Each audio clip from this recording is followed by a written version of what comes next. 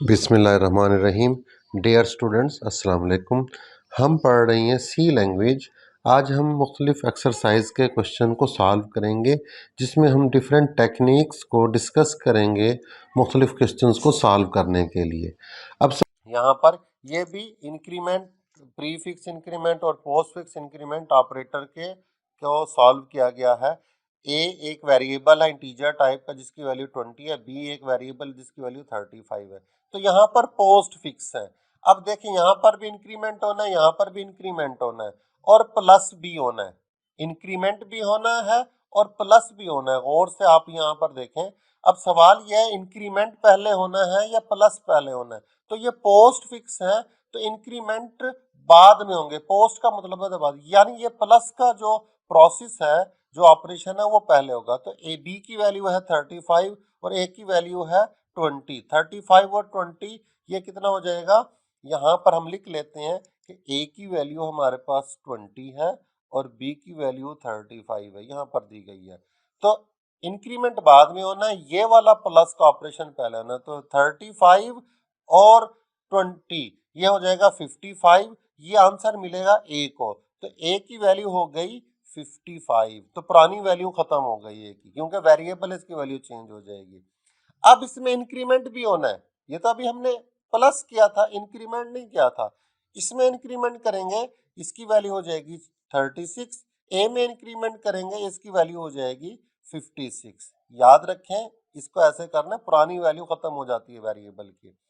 अब यहाँ पर प्रीफिक्स इंक्रीमेंट ऑपरेटर है और प्लस भी है। अब प्लस का ऑपरेशन पहले होना है या प्रीफिक्स इंक्रीमेंट ऑपरेटर को की वजह से इंक्रीमेंट पहले करना है? तो याद रखें, तो इंक्रीमेंट ऑपरेटर की वजह से इनको हमने पहले करना है।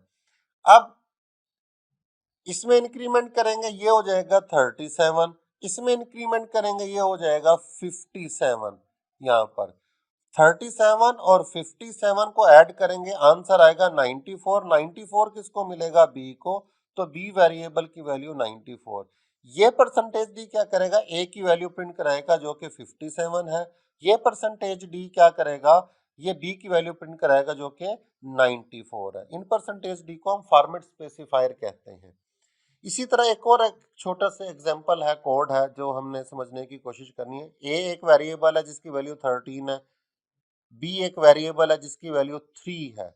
अब यहाँ पर गौर करें, हमने क्या किया हुआ है,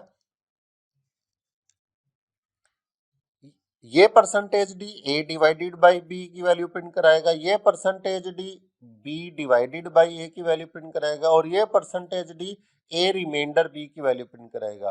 तो A divided by B, A की वैल्यू 13 है और बी की वैल्यू क्या है? 3 है। 13/3 ये आएगा 4.33। इस तरह कुछ आंसर आएगा। अब 13 भी इंटीजर है, 3 भी इंटीजर है। जब इंटीजर को इंटीजर से डिवाइड करते हैं तो जवाब इंटीजर आता है। तो इशारिया से पहले वाला हिस्सा यानी 4.33 में 4 इंटीजर पार्ट है, तो इस a डिवाइडेड बाई b का आंसर आएगा हमारे पास 4। इसी तरह ये है b divided by a। b कितना है हमारे पास? 3 है और a कितना है? 13 है, यानी 3 को 13 से डिवाइड करना है।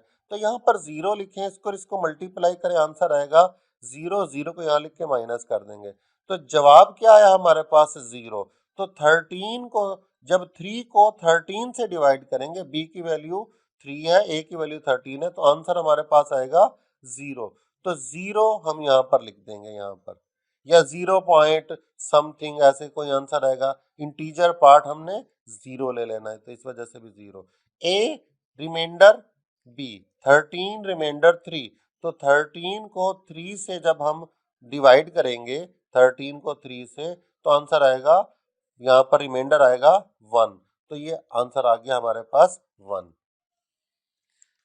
इसी तरह हमारे पास और क्वेश्चंस हैं, इनको भी हम देख लेते हैं।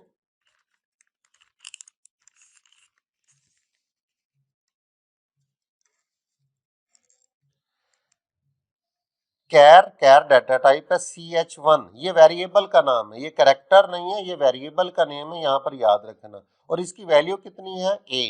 ये कैरेक्टर वैल्यू है हमारा। कैरेक्टर वैल्यू हमेशा कैरेक्टर वैल्यू सिंगल होती है, तो सिंगल कॉमा में होती है, याद रखना। CH1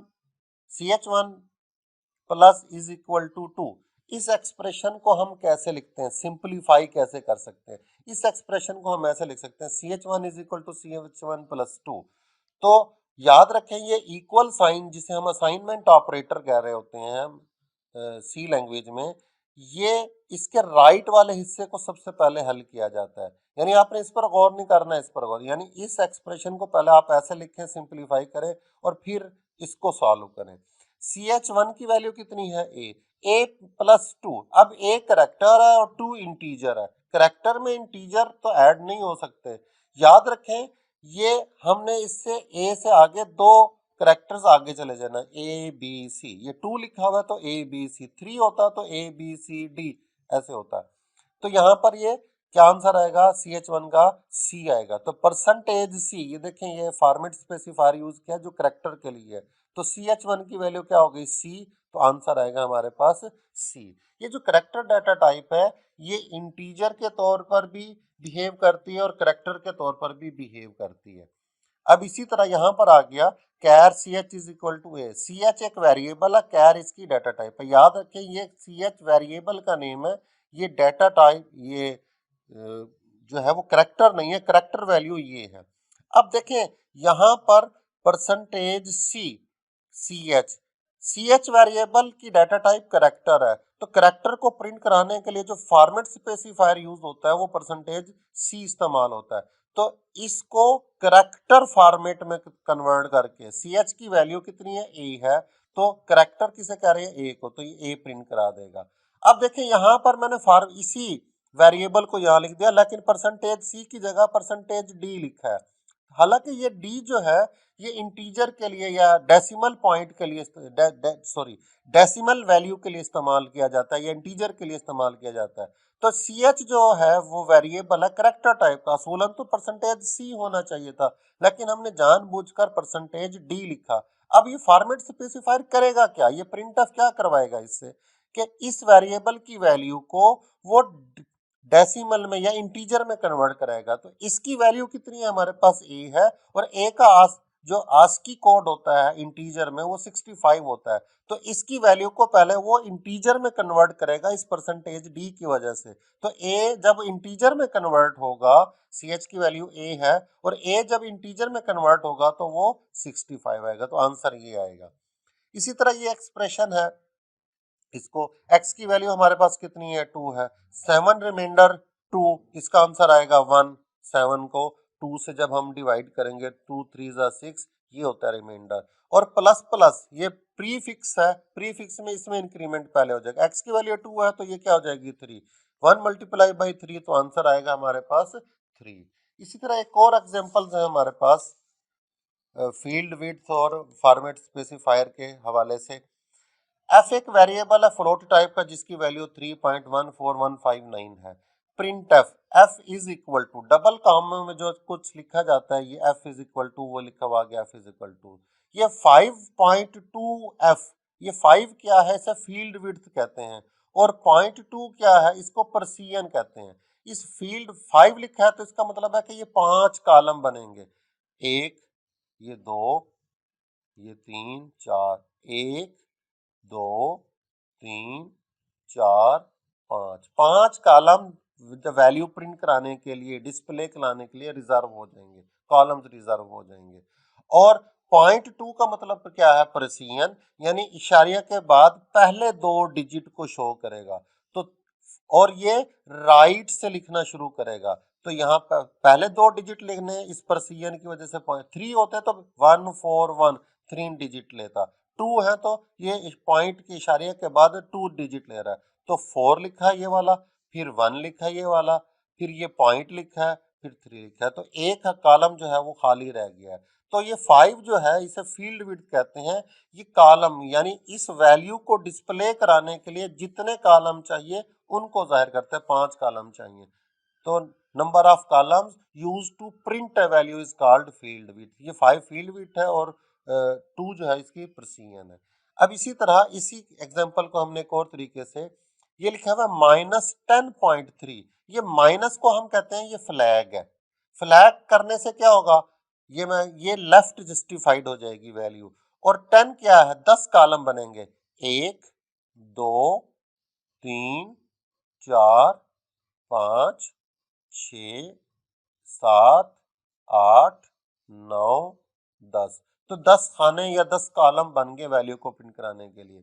अब पॉइंट 3 का मतलब क्या है कि इशारे के बाद 3 डिजिट 1 2 3 यानी 141, तो 141 प्रिंट हो रहा है। इस वैल्यू में से पहले 3 डिजिट लेने हैं, ये प्रिसीजन है। अब ये माइनस लगा दिया है, अब वैल्यू इधर से प्रिंट नहीं हो रही, यानी राइट से प्रिंट हो रही, लेफ्ट से प्रिंट हो रही है यहाँ पर। तो ये माइनस फ्लैग यानी माइनस लगाने से ये यानी लेफ्ट से प्रिंट होना शुरू, यानी इन कॉलम्स में वैल्यू इधर से, एक तो इधर से प्रिंट होते, जैसे ऊपर हमने कहा था यहाँ माइनस नहीं लगाया था, तो ये राइट से यानी राइट जस्टिफाइड थी, राइट इन कॉलम्स में वैल्यू राइट से प्रिंट होना शुरू हो गई। अगर यहाँ से हम ये माइनस खत्म कर दें तो ये वैल्यू यहाँ यहाँ 1 आएगा, यहाँ 4 आएगा, यहाँ फिर 1 आएगा। अगर हमने माइनस लगा दिया तो अब ये लेफ्ट से, तो इस तरह का काम होता है। इस माइनस को कहते हैं हम फ्लैग। 10 जो है इसमें फील्ड विड्थ है और 3 जो है वो प्रिसीजन है यहाँ पर। उम्मीद है आपको ये छोटी छोटी एग्जांपल समझ आ गई होंगी। आपने इस लेक्चर को बार बार गौर से सुनना है और इस कॉन्सेप्ट को क्लियर करना है। प्रीफिक्स इंक्रीमेंट ऑपरेटर और पोस्टफिक्स इंक्रीमेंट ऑपरेटर में क्या फ़र्क है, इसी तरह वेरिएबल की वैल्यू कैसे चेंज होती है इसमें। इसी तरह एक और छोटी सी एग्जांपल मैं यहाँ पर समझा दूँ। Let's say int x is equal to 5, मैं लिख देता हूँ x इज इक्वल टू 10, फिर मैं लिख देता हूँ x is equal to x multiply by x, और फिर मैं यहां पर लिख देता हूं print f percentage d x. अब ये थोड़ा सा कंफ्यूजिंग है, x की वैल्यू कितनी है, 5 है यहाँ पर। अब इसी x की वैल्यू कितनी हो गई, 10। तो इसी x की वैल्यू जो है वो चेंज हो रही है, x 5 खत्म हो जाएगी, क्या हो जाएगी 10। अब इक्वल साइन के राइट वाले हिस्से को पहले सॉल्व। अब x की वैल्यू क्या है, 5 खत्म हो चुकी है, क्योंकि वेरिएबल की पुरानी वैल्यू खत्म हो जाती है, वेरिएबल हमेशा अपनी नई वैल्यू को रिटेन करता है।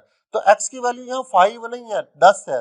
10 मल्टीप्लाई बाई 10 कितना हो जाएगा, 100। 100 मिलेगा x को। अब x की वैल्यू 100 हो गया, अब 10 भी खत्म हो गया। तो पहले x की वैल्यू 5 थी, फिर 10 हुई, अब 100 होगी। प्रिंट एफ से क्या होगा, 100 ये प्रिंट करा देगा। इस तरह x की वेरिएबल की वैल्यू ऐसे चेंज होती है, इसे कहते भी वेरिएबल इसी वजह से है कि इसकी वैल्यू चेंज हो जाती है।